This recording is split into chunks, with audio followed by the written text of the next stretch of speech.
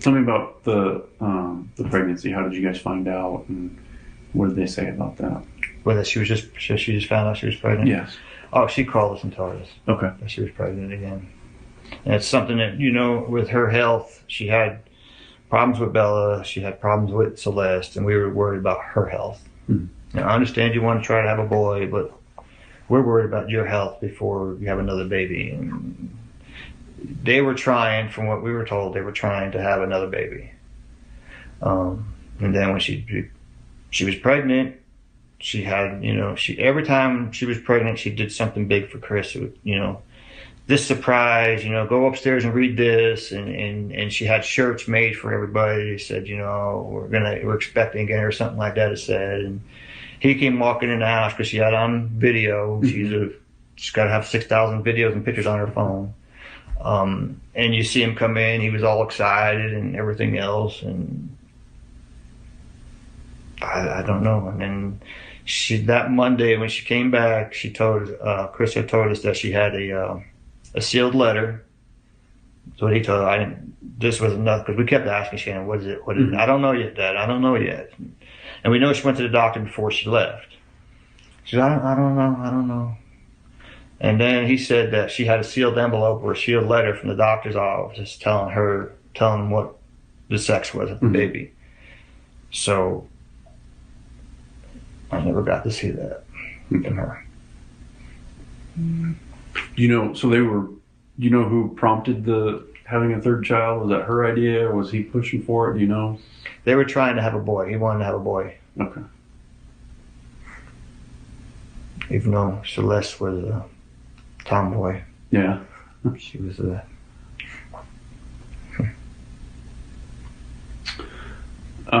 When was the last time you talked to Shannon? Before she left. I can look at my phone and tell you exactly. Before she left for Arizona? Okay.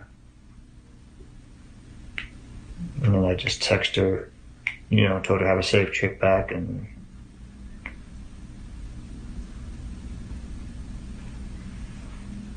how often would you talk to her? Every day. Every day? Every day we'd FaceTime. And didn't miss a day. If I missed a day, I was going crazy without seeing them kids. But that's when she was at home? Is that what you said? I FaceTimed them even when Chris was there. So if she wasn't there, I still FaceTimed. Okay.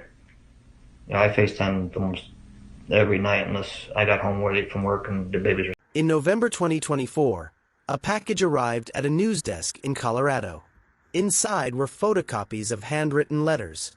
Letters that were never meant to see daylight. Letters written from behind bars by a man who annihilated his entire family in cold calculation. What he wrote in those pages. It changes everything we thought we knew about that August morning in 2018. And what you're about to discover will make you question how well you truly know anyone. But before we begin, this case represents one of the darkest chapters in American crime history. And at the center of this devastation are Shannon, Bella, Celeste, and baby Nico. 4 beautiful souls whose lives were stolen. I want to take a moment to honor their memory. To Shannon's family, the Rzuseks, and to everyone who loved these precious lives, our hearts remain with you. If you'd like to send your support and prayers to the family, please type Amen in the comments below. Let them know they're not alone in remembering. My name is True Crime Stories HD, and I'm an investigative reporter who spent the last 6 months trying to piece together what really happened inside those prison walls. And I need to be honest with you, this investigation has been brutal. Getting access to these letters, verifying their authenticity, reaching out to sources within the correctional system who are terrified to speak. It's taken everything I have. The system doesn't want this information out there. There are layers of bureaucracy, legal barriers, and frankly, people who want this story to stay buried. Here's the reality. Investigations like this don't happen without support. Every subscription to this channel sends a message that these stories matter. That truth matters. That Shannon, Bella, Celeste, and Nico matter. So if you believe in accountability, if you believe families deserve answers, I'm asking you to be part of this investigation.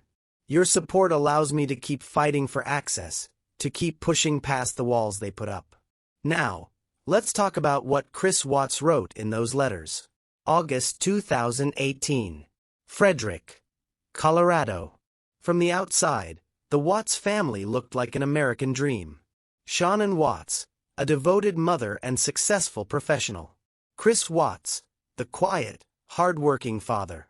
2 beautiful daughters, Bella, 4, and Celeste, 3. Another baby boy on the way. Their social media painted a picture of happiness. Birthday parties, family trips, love. But on August 13, 2018, that illusion shattered in the most unthinkable way possible. Shannon disappeared. The girls vanished. And Chris Watts went on television, pleading for their safe return. He looked like a desperate husband, a worried father. He was neither. Within 48 hours, investigators would uncover a horror so profound, so calculated, that it would become one of the most infamous family annihilation cases in modern history. Chris Watts murdered his pregnant wife Shannon. He then loaded her body into his truck and drove to an oil field where he worked. But his unthinkable acts didn't end there. He took his daughters, alive and terrified, to that same remote location. Bella, just 4 years old, witnessed what happened to her mother. And then, he ended their lives too. He buried Shannon in a shallow grave. He placed Bella and Celeste into oil tanks, their small bodies submerged in crude oil for days before they were recovered. The nation mourned. We grieved. We demanded justice. Chris Watts was sentenced to life in prison without the possibility of parole. Multiple consecutive life sentences. He would never see freedom again. And for years, we thought that was the end of the story. But these letters prove we were wrong. Now, before we go deeper into what these letters reveal, I want to address something. Creating this level of investigative content requires resources, legal consultations, Freedom of Information Act requests, travel to interview sources, verification processes. It's not cheap, and it's not easy. The truth is, when this channel grows, it gives me leverage. It gives me credibility when I'm requesting documents or interviews. It tells sources that their story will actually be heard. I don't want to interrupt the investigation constantly, but I also can't do this work alone. If you're finding value in this deep dive, if you want to see more cases examined with this level of detail, the algorithm needs to see that people care. So here's what I'm asking. If you haven't already, take 2 seconds right now and subscribe. And turn on notifications, because what's coming in this investigation gets significantly darker. Alright, let's get into the letters. In late 2024, copies of letters written by Chris Watts began circulating. Not through official channels. Not through his legal team. These were leaked. The letters span from 2019 to 2024, covering his first year in prison through recent correspondence. And what he wrote in those pages contradicts nearly everything we've been told. In multiple letters, Watts attempts to shift responsibility. He writes extensively about his relationship with Nicole Kessinger, the woman he was having an affair with at the time of the murders. In one letter, Watts claims he felt pressured and manipulated into believing he needed to escape his family. He describes feeling trapped in his marriage. Let me be crystal clear about something. None of this is justification. None of this is excuse. These are the words of a man attempting to rewrite history, to paint himself as something other than what he is, a family annihilator. But here's what's disturbing, and this is where the case takes a turn. Watts describes in detail his mental state in the weeks leading up to the murders. He talks about lying awake at night, about fantasizing about a different life, about researching ways to disappear. This wasn't a moment of rage. This wasn't a crime of passion. This was planned. And the question that keeps me awake at night is this. Was Chris Watts mentally ill, or was he simply evil? I want to know what you think. Leave your answer in the comments, because this debate matters. It affects how we understand these cases. It affects prevention. Chris Watts is currently housed at Dodge Correctional Institution in Waupun, Wisconsin. He was moved there from Colorado for his own protection. Because here's what the letters reveal about his daily reality. He is one of the most hated inmates in America. And other prisoners know exactly who he is. In a letter dated March 2023, Watts describes receiving threats. He writes that gang members have told him explicitly what they'll do if they ever get him alone. In prison culture, there's a hierarchy, and those who harm children sit at the very bottom. Watts mentions being in protective custody for extended periods. He describes looking over his shoulder constantly. He talks about paranoia. And I have to ask you this question. Do you think Chris Watts deserves to live in fear? Or should he have received the death sentence? Drop your thoughts below.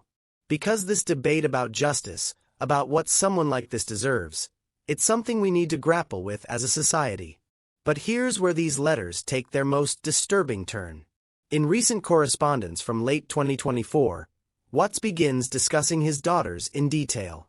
He writes about memories with Bella and Celeste. He describes their laughs, their personalities, their favorite toys. And he has the audacity, the absolute audacity, to describe missing them. The man who stuffed their bodies into oil tanks writes about missing them. The forensic psychologists I consulted for this investigation say this could be one of two things. Either Watts is attempting to construct a narrative where he's capable of love, where he's human, for potential future appeals or sympathy. Or he's genuinely experiencing some form of dissociation, where he's separated his actions from his identity. Neither option brings comfort. I know this is heavy. I know it's a lot to process. Before we get into the final pieces of this investigation, including information that just came to light in January 2025, I want to ask for your help one more time. If you're still watching at this point, it means you care about these stories being told correctly, thoroughly, with respect for the victims. The comment section is already filling up, and I'm seeing incredible discussions. Keep that going. Share your theories. Challenge each other. But do it respectfully. And if you haven't yet hit that subscribe button, this is your moment. Because part 2 of this investigation drops next week, and it covers something we haven't touched yet. The other people who knew, who saw signs, who might have been able to stop this. Some of you won't like what I found. But it needs to be said. Alright, let's finish this. Shanann's family, her parents, Frank and Sandy Rzusek, and her brother Frankie, have shown extraordinary strength in the face of unimaginable loss. They've had to endure not just the grief of losing Shanann, Bella, Celeste, and Nico, but also the public spectacle of this case. The documentaries. The social media speculation. The conspiracy theories. At Chris Watts' sentencing in November 2018, Frank Rzusek said something that I think about often. He said, "I trusted you. I trusted you with her life." That betrayal, that trust destroyed, it's a wound that doesn't heal. The family has asked for privacy over the years, and they've handled themselves with dignity. But according to sources close to the family, these leaked letters have reopened wounds they've worked so hard to process. Frederick, Colorado was forever changed. The house where this family lived, where these murders took place, it became a dark landmark. Neighbors described the trauma of living near a house filled with such horror. Children in the community struggled with nightmares. Parents held their kids tighter. This isn't just about one family destroyed. It's about the ripple effect of violence, how it shatters communities, how it makes us all question the people we think we know. Here's what haunts me about this case. Chris Watts had options. He could have divorced. He could have walked away. He could have been a weekend father. Instead, he chose annihilation. And these letters don't give us the why. Not really. He offers excuses, justifications, glimpses into his mindset, but nothing that explains how a human being crosses that line. Forensic psychologist Dr. Lena Durali, who wrote extensively about this case, suggests that Watts demonstrated traits of malignant narcissism, an extreme inability to empathize combined with a need to control and dominate. Other experts point to compartmentalization, the ability to separate actions from consequences in one's own mind. But here's my question for you. Do you believe someone like Chris Watts is born this way, or made? Nature or nurture? Can we see the signs early enough to prevent cases like this? I genuinely want to know what you think. This isn't rhetorical. Your perspectives in the comments help shape future investigations. Chris Watts will die in prison. That is certain. He'll never feel sunshine on his face again without bars casting shadows. He'll never have privacy. He'll never have freedom. He'll never have another relationship, another child, another chance at normalcy. Some say that's karma. Others say it's not enough. Colorado abolished the death penalty in 2020, 2 years after Chris Watts was sentenced. But even when it was available, prosecutors chose life without parole. Why? Because death would have required a trial. A trial means witnesses, including potentially the Rzusek family, being forced to relive every detail in open court. It means appeals for decades. It means keeping this case in headlines forever. Life without parole meant a guilty plea. It meant immediate justice. It meant the family could begin trying to heal. But now, with these letters circulating, with renewed public interest, with documentaries and YouTube videos like this one, some wonder if that healing was ever really possible. There's a poem by Atticus that says, "The worst part of holding the memories is not the pain. It's the loneliness of it. Memories need to be shared." Chris Watts is utterly alone. His parents have stood by him to some degree, though even that relationship has been strained. He has no friends. No support system beyond sporadic pen pals who likely seek notoriety. He's a ghost in his own life. And every single night, he has to lie down in a cell and face what he did. The letters suggest he thinks about it constantly. Whether that's genuine remorse or self-pity, we'll never truly know. But here's what I believe. Karma isn't always dramatic. Sometimes karma is waking up every day as the person you've become. Sometimes karma is living with the permanent reality of irreversible choices. Chris Watts is living his karma. Whether that's justice, that's for each of us to decide. We've covered a lot in this investigation. The leaked letters, the prison reality, the questions that may never have answers. But here's the truth. This case isn't over. New information continues to emerge. Sources continue to come forward. And the conversation about prevention, about recognizing warning signs, about justice, that needs to continue. This is where you come in. First, if this investigation gave you new information or a different perspective, share it. Send it to someone who followed this case. Get the conversation going. Because awareness is prevention. Second, the comment section on this video is going to be powerful. I'm already seeing thoughtful discussions happening. Keep that energy. Answer the questions I've posed throughout. Challenge each other respectfully. Share your theories. Third, subscribe to this channel if you haven't already, because part 2 drops next week, and we're covering something I couldn't fit into this episode. The people around Chris Watts who saw warning signs, and what they did, or didn't do, with that information. And finally, remember Shannon. Remember Bella. Remember Celeste. Remember baby Nico. This case is horrifying, it's compelling, it's worthy of analysis. But at the center of it are real people who deserved so much more than what happened to them. If you'd like to honor their memory, leave a message of support for the Rzusek family in the comments. Let them know that years later, people still remember, still care, still say their names.